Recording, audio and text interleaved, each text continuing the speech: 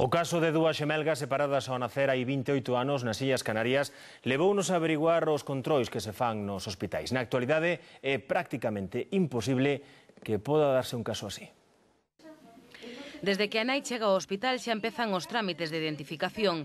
Tómanselle as pegadas digitais e ábrese un informe. Unha documentación que a partir de agora estará sempre canda ela. Cando o bebé nace, xusto no paritorio, preparan a pulseira cos seus datos.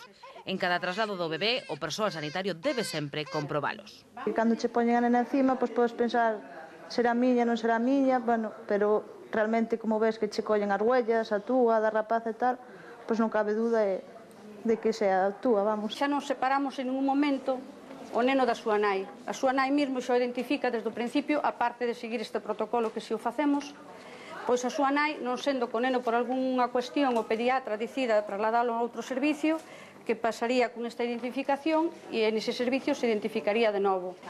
O marxe de erro é prácticamente nulo cando os bebés non están coas súas nais, son trasladados ata aquí, ata esta sala, están metidos nesta cuna e ademais están totalmente identificados a través desta pulseira. Controis como estes evitan que na actualidade pasen casos como os que teñen acontecido noutros tempos.